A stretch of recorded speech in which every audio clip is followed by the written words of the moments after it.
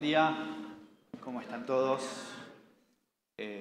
Bueno, mi nombre es Iván Santos Muñoz, soy el Country Manager de Groovy Nuts y estoy acá con Dani Nader, director de Marketing Digital de Walmart, ¿no? Está muy bien. Siempre la dudo ahí, no sé por qué. No, está bien. Y con Juan Díez, CEO de Abbas Group en México. ¿Se oye bien? ¿Sí? Bueno, voy a tener unas notas porque dormí muy mal anoche, no me gusta hacerlo, pero tampoco estoy confiando en mi memoria, así que... Bueno, vamos a empezar con esta charla.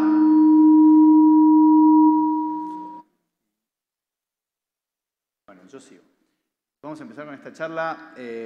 Yo quiero primero que nada, para arrancar con lo que vamos a hablar hoy, poner en duda un concepto que venimos usando un poco de la misma manera desde hace tiempo, que es el funnel. ¿Sí? Solemos tener un funnel como es un funnel, justamente un embudo, y creemos hoy en día en Groovy Nuts que el comportamiento del consumidor tiene un poco más esta forma que la forma de un funnel, ¿no? Es algo perfectamente caótico, decimos. ¿Por qué perfectamente caótico? Perfecto porque tiene que ver con sus necesidades, y las necesidades del consumidor para nosotros deberían ser algo perfecto, porque tenemos que saber atacarlas, digamos, o saber resolvérselas. Caótico porque así es como funcionamos como seres humanos, ¿no es cierto? O sea, un día queremos una cosa, al día siguiente queremos otra, la queremos de una manera y después la queremos de otra, y hablamos con un amigo y entonces nos damos cuenta que la estábamos pensando mal, etcétera, etcétera. Y entonces si seguimos pensando en un proceso lineal de journey, seguimos pensando en una manera anticuada, digamos, desde el punto de vista publicitario. Porque no estamos atacando esas necesidades y esos mindsets de los consumidores en los puntos y de las maneras adecuadas, ¿sí? De hecho, se sigue hablando de campañas 360 cuando, no sé, para mí, por lo menos personalmente, el 360 es algo que nunca me terminó de resolver el problema del consumidor en la cabeza, ¿no? Porque para mí hacer 360 es salgan, están rodeados. Cuando lo último que quiere un consumidor es que lo rodee una marca. Lo que quiere es que una marca esté en el lugar en el que tiene que estar, en el momento en el que tiene que estar y con la propuesta que tiene que estar, ¿cierto? Y bueno, y para eso es que creo que una tecnología que ya hace tiempo que está acá, hablábamos allá afuera que nos llevó a pensar en cosas de tiempo, sí, no es algo nuevo, pero sí es algo que está tomando mucho impulso, que es la programática, la publicidad programática. Una tecnología que nos permite justamente atacar ese caos que tenemos todos como consumidores, ¿no? No como profesionales, no estoy poniendo en duda a ningún profesional acá, pero sí como consumidores. Así que bueno, nada, la idea es encarar un poco con esta introducción. Los tengo a ustedes para que esto sea divertido e interesante, no por mí. Así que vamos a arrancar un poco con algunas preguntas para que esto sea una conversación, ¿sí? Teniendo en cuenta que este viaje del consumidor es caótico, es todo enredado, como se ve ahí, ¿cuáles son los grandes desafíos a la hora de segmentar? Esto te lo pregunto a vos, Juan.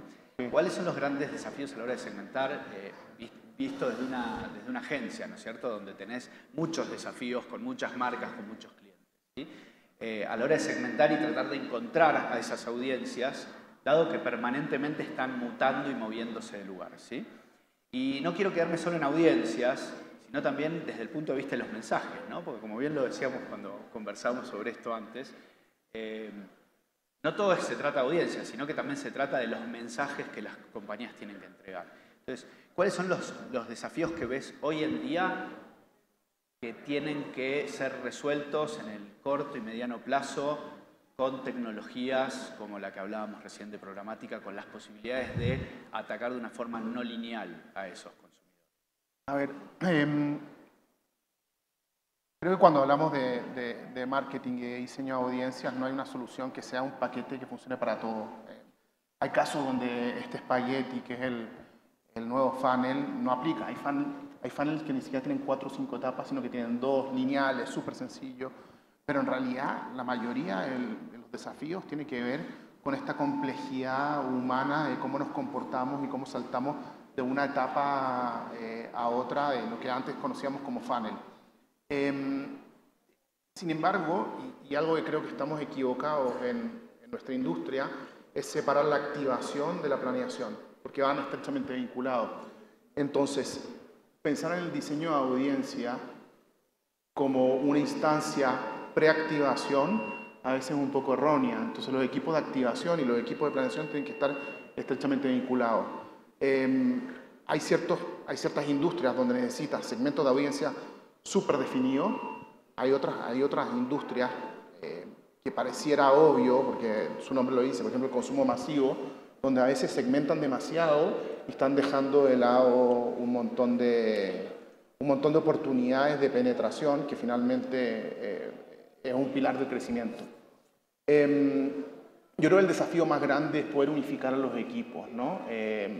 Tanto los equipos de planeación estratégica como los equipos de planeación de medios, como los equipos de activación, y que al final del día la activación también sea un insumo que retroalimente la planeación, porque al final del día es donde tenemos data empírica de qué es lo que está ocurriendo y cuáles son las oportunidades de crecimiento.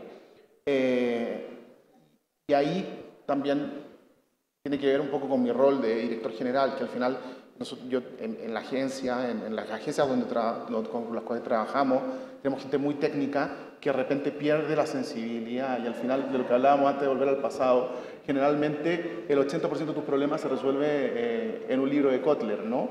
Entonces, tratas de ancharte mucho, tratas de evitar la masividad y yo diría sentar más cerca a los técnicos con la gente que realmente le trae marketing, que a veces la gente demasiado especialista olvida los fundamentos básicos del marketing que tienen que ver con frecuencia de consumo y penetración de nuevas audiencias y te diría que nuevamente el desafío más grande es cómo generar equipos multidisciplinarios que estén cercanos y donde los distintos actores con los cuales trabajan los anunciantes estén sentados sobre la misma mesa, independiente de que sea una solución in-house, una solución multiagencia o una solución híbrida.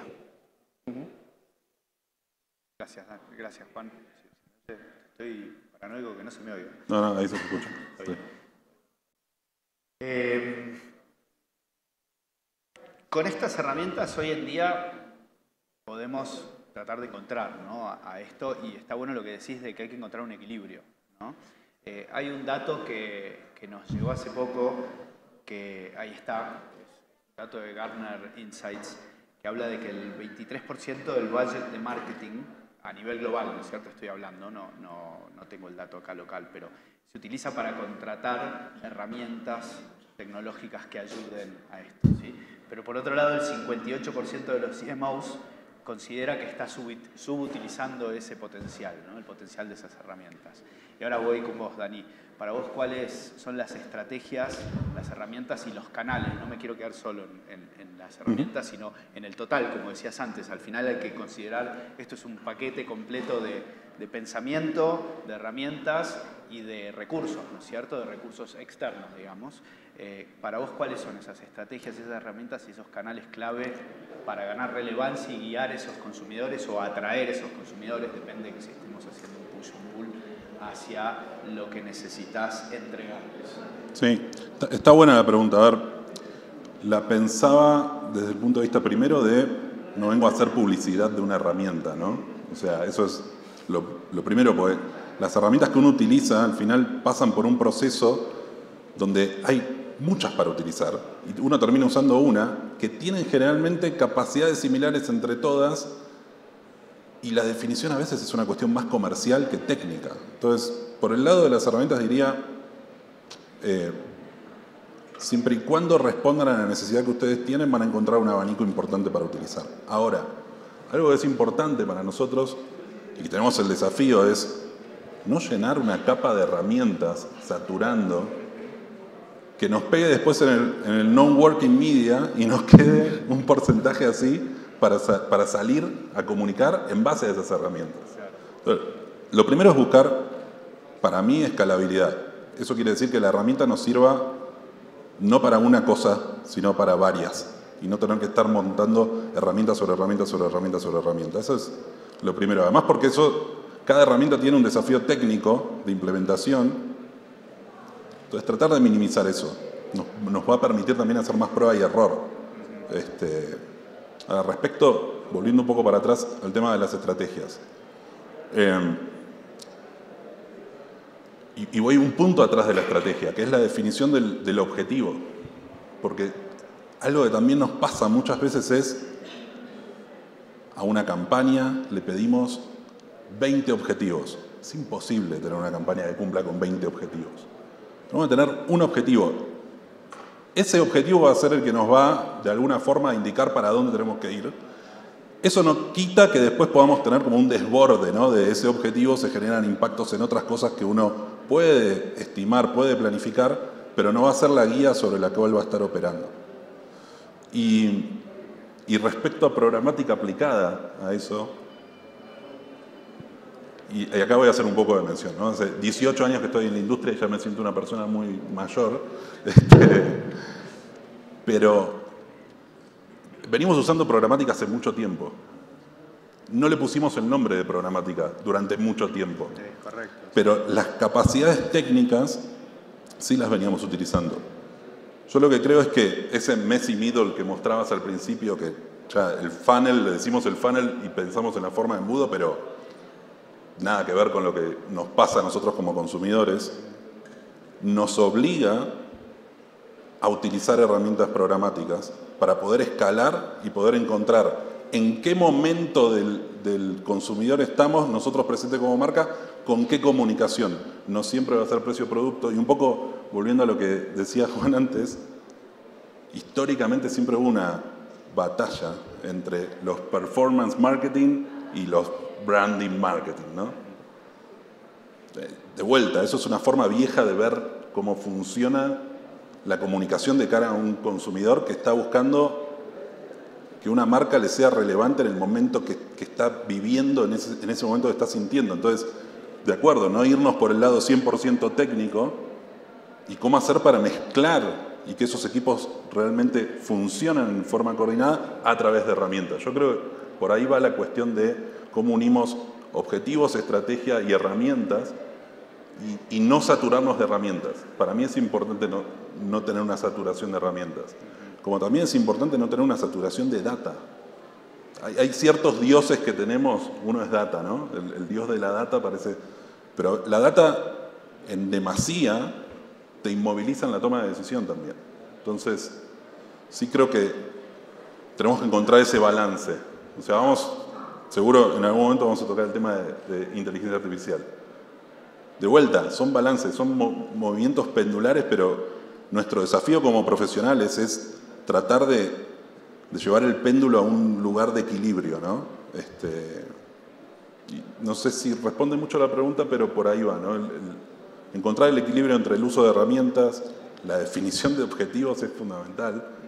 Un objetivo, de verdad, es una lucha que tenemos todo el tiempo internamente.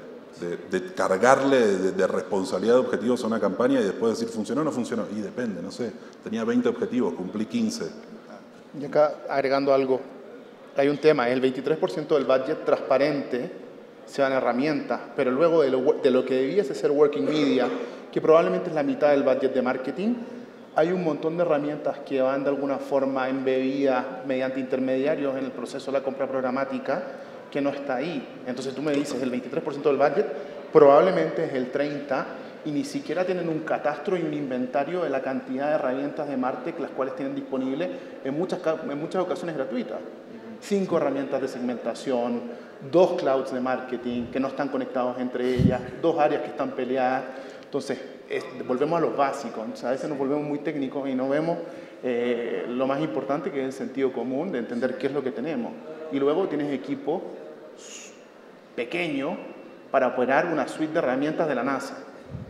Totalmente. Sí. Y yo ahí sumo un concepto que me parece que es fundamental a la hora de considerar toda esta cantidad, cuando hablamos de cantidad, ¿no es cierto? Y es integración. O sea, si tenés 5 herramientas o 25 o 150 herramientas, pero no tenés capacidad de integrar todo eso justamente en un proceso orgánico de estrategia y demás, todo equilibrado, objetivos, etcétera, al final tenés gente trabajando cada uno por su lado, ¿no? Tenés a 5 personas con 5 martillos clavando 5 clavos al mismo tiempo y no sabes qué, y nadie de los 5 sabe si está haciendo una cuna, una mesa o una silla, ¿no es cierto? Entonces, creo que un poco pasa eso, y visto desde el lado operativo también, me estoy yendo por completo del guión, pero visto desde el lado operativo, porque creo que está bueno lo que sacaste, tener muchas herramientas significa tener muchos partners, y eso significa muchos soportes técnicos,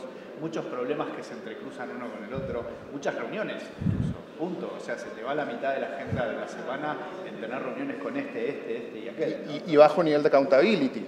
¿Y qué? Bajo nivel de accountability. Claro. Termina como el meme de Spider-Man, donde el culpable es Spider-Man. Exacto. Sí, y algo que también probablemente suframos todos, las cosas se rompen. Cuantas más cosas tenemos, más posibilidades de que se rompan y que nos dejen en una situación desfavorable a lo que queremos ejecutar. Sí, por eso decía, O sea, el primer punto que dije fue muchos soportes técnicos. Exacto. Empezás a tener... Y después también que es una cuestión de, bueno, y la incrementalidad de cada una de las herramientas por separado, ¿no? ¿Cómo medimos eso desde un punto de vista lo más agnóstico posible para decir, bueno, ¿cuál es el retorno de inversión que estoy teniendo de esta herramienta puntualmente? Cuando tengo, para mí, tener 5 herramientas montadas sobre una ejecución ya es un exceso. No puedo atribuir tampoco resultados a cada una. O sea, se vuelve demasiado complejo en la administración y no resuelve necesariamente que estemos siendo efectivos en entender lo que le está pasando al consumidor, ¿no? Sí. Está buenísimo, gracias. Voy a seguir con otra cosa, pero que tiene que ver un poco con lo de la integración que decíamos recién y de mantener el equilibrio. Quiero hacer un ejercicio de imaginación con ustedes, un poco lo que estábamos tirando ahí atrás en el pasado, vamos para adelante. Hoy en día la programática ha avanzado sobre distintos canales que antes no necesariamente los habíamos visualizado en el futuro, ¿sí? O sea, empezamos con lo más básico de todo, Open Web, los banners, ¿no? Desde el 94 que salieron los primeros banners a hoy, pero se fueron incorporando otras cosas, que Video Ads, que Connected TV, que hoy en día también estamos en exteriores, dicen que se viene cine programático. Hagamos ese ejercicio de imaginación. ¿A dónde lo ven? ¿Hasta dónde ven que pueda llegar la programática a nivel canales nuevos? O sea, ¿creen que tiene un límite en algún lugar o simplemente en la medida que algo se digitalice va a poder ser programático? Es un poco teórica la pregunta. Sí. A ver, hay una parte fundamental de la compra programática que me parece fascinante y olvidamos siempre, que es la automatización. El proceso de compra de medios es sumamente manual. Es brutalmente manual y esa manualidad no agrega ningún valor.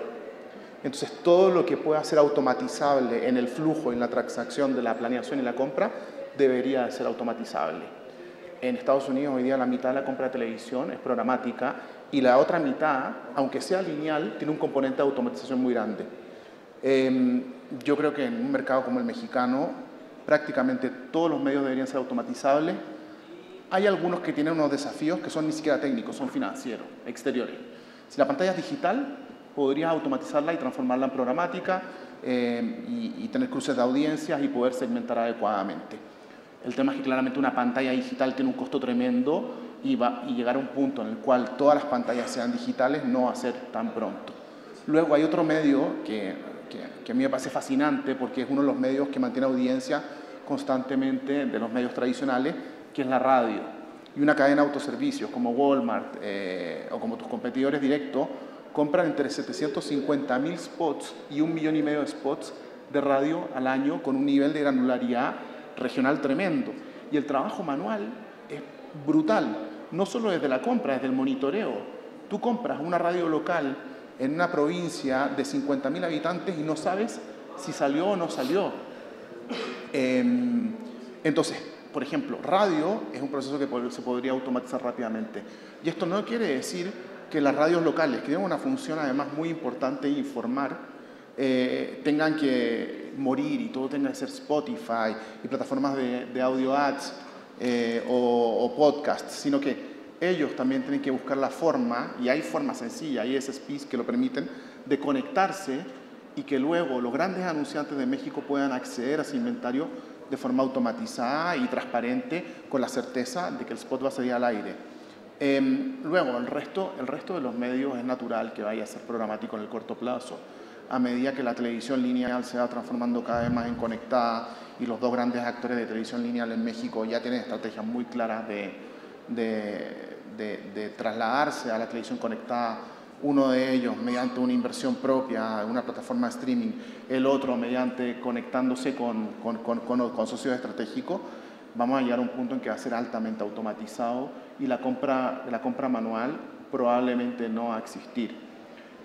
Obviamente partimos desde la automatización, pero luego desde los otros atributos dependiendo del nivel de sofisticación cómo se conecten, que tiene que ver con segmentación, con evitar overlapping dependiendo de dónde disparan las campañas, personalización de la creatividad, pero con que se automaticen hoy día ya le hacen el trabajo mucho más sencillo y además bajan las barreras de entrada para que grandes anunciantes se puedan conectar con medios más pequeños. Y es crucial también que haya medios pequeños, porque no hay que olvidar que gran parte de los medios no son solo son de entretenimiento, tendemos a hablar de medios de entretenimiento, pero por ejemplo, los medios locales, tanto en prensa como en radio, en ciudades pequeñas, tienen un rol social crucial. Y de nuevo, la conectividad programática permite que democraticen el acceso a los anunciantes más grandes de México.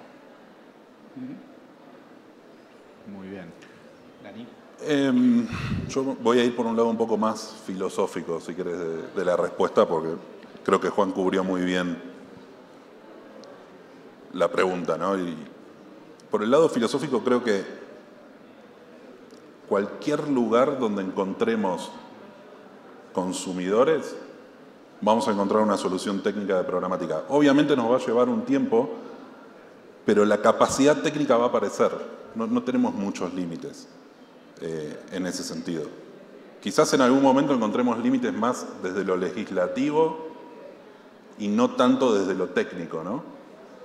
Y también va a depender mucho del uso que nosotros le demos como profesionales en la industria a esas herramientas para cuidar al consumidor y que no se vuelva algo de lo que quieran huir, ¿no? O sea, sí, que se produzca un abuso tal de que la gente diga pago porque no me conozcan. Las campañas 360, justamente.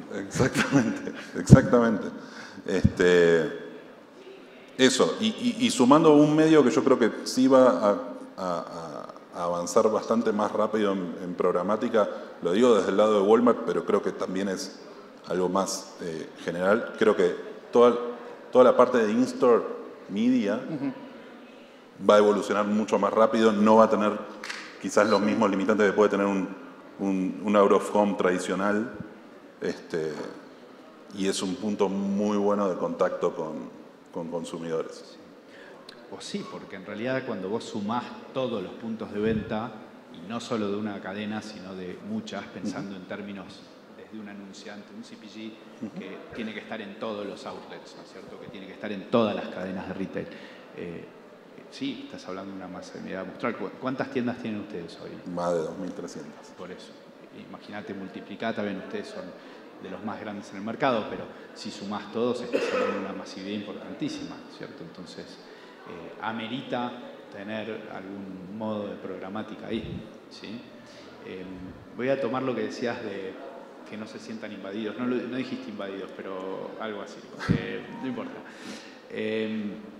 Porque creo que ahí hay un tema también que tiene que ver un poco con la programática y es el tema personalización, ¿no? Que es la otra pata, digamos, que tiene la programática. Por un lado es la automatización y el otro extremo que tiene que ver con el consumidor es la posibilidad de personalizar y de segmentar al punto de personalizar, que es como un punto más avanzado de esa misma segmentación.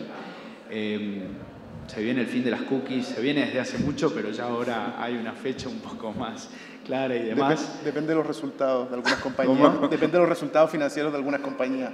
Y bueno, sí, pero digamos que está ahí y lo seguimos hablando y se ha hablado mucho. El año pasado ya se hablaba muchísimo, el anterior también y demás, pero creo que ya es más inminente, ¿no? Respecto a esto, ¿cuáles son las oportunidades que ustedes creen que se abren con esta cuestión de tener que personalizar sin usar herramientas tan directas, yo no las llamaría invasivas a la privacidad, porque creo que no lo son, pero sí se está buscando ser más respetuoso todavía de esa privacidad. Yo creo que, a ver, la personalización, hay que definir personalización. O sea, para mí el principio es definir personalización. Hay gente que piensa de personalización es que te ponga tu nombre en la comunicación. Tenía el Nader que vive en tal lugar. Claro, exacto, ¿no? Como esa sería como más una individualización que personalización. Para mí personalización es cuán relevante soy yo con el mensaje que estoy mandando en el momento en que tú estás y que conozco ese momento donde estás. Pero en la comunicación como tal, no quiero usar la palabra invasivo, pero sí tengo que ser cuidadoso de cómo manejo esa información para que uno no sienta que hay, de alguna forma, un riesgo con la privacidad. Que es un poco lo que nos llevó a este escenario que estamos ahora. Creo que hubo algunos malos usos que nos llevan a que aparezca legislación para limitar la captación de ciertos datos, ¿no? E inclusive que haya empresas que su fortaleza sea la de, si usás nuestro producto, estás cuidando tu privacidad, como un asset, ¿no? Entonces, yendo a ese punto, creo que lo importante va a ser definir los límites, pero uno, no que se los imponga una legislación, sino uno definir cuáles son los límites de comunicación. De hecho, los mejores formatos que han funcionado con todo lo que tiene que ver publicidad en general es la autorregulación. Exacto. No mucho más que las leyes. Ya tenemos un ejemplo bastante fallido acá de una ley que buscó hacer algo que no debía. Sí, por eso digo que es importante poder identificar a partir de métricas cuando uno no está siendo relevante. Y si uno no está siendo relevante es porque no está personalizando bien. Y si no está personalizando bien, tiene que volver para atrás, entrar de vuelta con su equipo a definir, bueno, a dónde nos estamos equivocando. La sobrepersonalización o la individualización también la vas a ver en una métrica. O sea, siempre va a haber una métrica que te va a responder a eso. Entonces, definirla, medirla y poder hacer cambios sobre eso nos va a permitir no pasarlos de la raya. O sea, hay un límite. Hay un límite que tenemos que respetar, que es justo al individuo. Que después usemos la data para poder ser más relevantes, perfecto. Pero no tenemos que pasar ese límite del individuo. Al menos creo que ese es el lugar a donde deberíamos como marcar el... Sí. Y eso es desde el sentido común y desde el respeto al consumidor, que es crucial. Porque una forma fácil de perder a un cliente es molestarlo, ¿no? Pero luego también hay un equilibrio económico. Ahí llega un punto en que es más caro el caldo que las albóndigas. Entonces, si vas a tener que hacer 1 millón de piezas para 1 millón de individuos, independiente de la tecnología de automatización que uses, llega un punto en que es carísimo. Entonces, probablemente cuando hagas un benchmark y corras una campaña con 2, 3 creativos sin segmentación para un producto de consumo masivo o un servicio de consumo masivo, y lo plasmes y luego veas el post-mortem y corras una campaña hiperpersonalizada, hipersegmentada, con todas las herramientas, que no te quepa duda que la segunda campaña, el costo por conversión, sea más alto que la primera. Entonces tiene que haber un equilibrio y tiene que haber una personalización que sea adecuada al segmento de audiencia, a la vertical de producto y obviamente a la instancia y madurez de ese producto o marca en el mercado.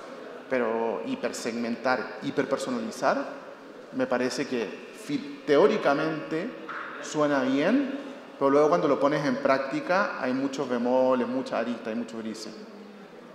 Y sumaría un tema más. Hay algunos mensajes que no son personalizados. No, y además una soberbia tremenda saber, porque sé 18 atributos tuyos, tener la certeza de saber lo que tú quieres escuchar. Es una soberbia tremenda. Exacto. Si no lo podemos hacer ni siquiera en el contacto humano, cuando vas a una tienda y interactúas con un vendedor y le dices lo que quiere y luego te responde algo que no hace sentido. Si ni siquiera los humanos podemos hacerlo, es difícil automatizarlo a escala. Claro, ¿no? O esos vendedores de autos que te dan tanta información que salís de ahí sin saber qué estabas variado. buscando. Te dan ganas de no cambiar el auto. Sí. Yo pensaba, viniendo para acá, pensaba en contarles algún ejemplo práctico que nos haya pasado de cosas que hicimos mal en personalización, ¿no? Porque creo que de los errores uno aprende, no es una cuestión de no tener errores. Si alguien cree que no tiene errores, probablemente sea el primer error ese. Pero pensaba en un ejemplo, y uno que se me vino, y que creo que lo cometemos muchos en la industria, es las campañas de cumpleaños. De qué comunicamos a las personas, y lo pensaba desde lo que hacíamos en Walmart, en su momento, qué comunicábamos a las personas en el día de su cumpleaños. Y nosotros comunicábamos a las personas que estaban cumpliendo años que organicen su fiesta de cumpleaños. Básicamente, cuando veías la comunicación, ¿qué le estábamos diciendo? Que te compres el pastel, que compres... Es un buen consejo. Los globos. No, después cuando vas al análisis de la data, el caso de uso de que el que cumple años sea el que organiza la fiesta de cumpleaños es casi nulo. Entonces, estar comunicándole eso, pensando que uno está personalizando por el momento que está teniendo la persona y demás, está siendo totalmente irrelevante con lo que le está comunicando a esa persona. Y lo tuvimos que cambiar. O sea, empezar a identificar cuando alguien está armando una fiesta de cumpleaños en función de lo que estaba buscando, no solo de la fecha, en nuestro sitio, y no en si era su cumpleaños. Y ese fue el caso práctico de, ok, estábamos siendo totalmente irrelevantes con el mensaje, creíamos que estábamos personalizando, creíamos que estábamos segmentando, y ahí es lo que les decía antes del KPI. El KPI nos mostró que quienes recibían esa comunicación no hacían nada con eso. No había ningún tipo de conversión de nada. Nada. Entonces tuvimos que volver para atrás, pensar qué habíamos hecho, por qué lo habíamos hecho, cuál era la lógica que habíamos definido y cambiarla. Nada, muy bien. Era para traerles un ejemplo muy puntual. Muy bien. A ver, la búsqueda de la personalización es la relevancia, ¿no es cierto? Si no sos relevante, no estás personalizando, estás haciendo algo que parece, ¿no? Eso es por un lado, como la búsqueda de la relevancia a través de la personalización, pero me voy del otro lado. ¿Cuándo una marca empieza a ser invasiva? Algunas cositas dijeron, pero me gustaría... Cuando intenta ser personalizable y asume y toma conclusiones apresuradas sobre data points. Entonces, por ejemplo, generalmente pasa, no sé, estás con tu hijo que tiene una tarea para entender mejor, no sé, Roma. La tarea es Roma. Y luego no te sacas de encima los anuncios de los hoteles, de las aerolíneas, hasta del gobierno de Italia invitándote a Italia. O sea, cuando toman las conclusiones demasiado apresuradas, tiende a ser invasivo. Y luego hay errores técnicos cuando alguien no pone cap en el targeting y llega un punto en el cual te sobreimpactan completamente. Eso definitivamente es invasivo. Luego hay errores que son más anecdóticos, como por ejemplo algunas compañías que cumplen un rol distinto en tu vida. Y no digo en este caso una tienda de autoservicio, porque creo que las tiendas de autoservicio tienen un rol donde son funcionales y pueden tener un tono para poder saludarte en tu cumpleaños. Pero hay compañías que no tienen que saludarte en tu cumpleaños, que no tienen esa variable en la vida. Y volviendo un poco atrás, porque esto es un tema técnico y el uso de data, pero creo que cada vez más tenemos que meter sentido común a la estrategia, tanto en el mensaje como en la difusión. Hay compañías que no tienen las credenciales para tener un rol mucho más importante en tu vida. Nosotros no estamos pensando en marcas todo el día, estamos pensando en problemas reales. Entonces, si una compañía de enlatados de repente cree que te puede saludar de cumpleaños, por supuesto que no. Tiene que cumplir otras variables, puede generar ciertos vínculos emocionales, pero en ocasiones es más importante el qué no decir que el qué decir. Y esa estrategia, que viene mucho antes que una estrategia de diseño de comunicación, luego tiene que ir estrechamente vinculada a la táctica. Y esa es la importancia, de nuevo, volviendo a lo que hablaba al principio, de tener equipo multidisciplinario, pero también que la gente que esté en estrategia, que tú vienes de un back de estrategia, entienda mejor la táctica, y la gente que venga en la táctica entienda mejor la estrategia.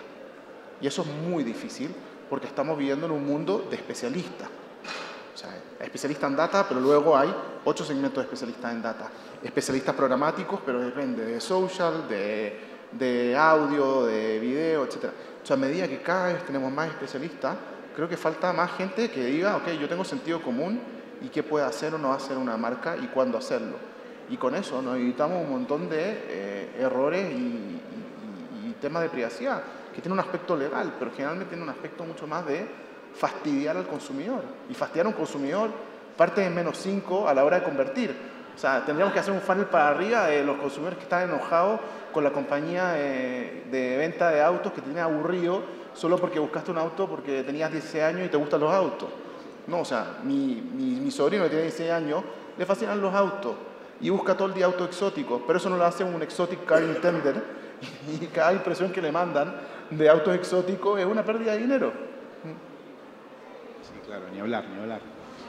La típica también de esto es, te fuiste de vacaciones y 3 semanas después de haber regresado de vacaciones te siguen mandando ofertas de hoteles en los que ya estuviste, ¿no? O en los destinos en los que ya estuviste.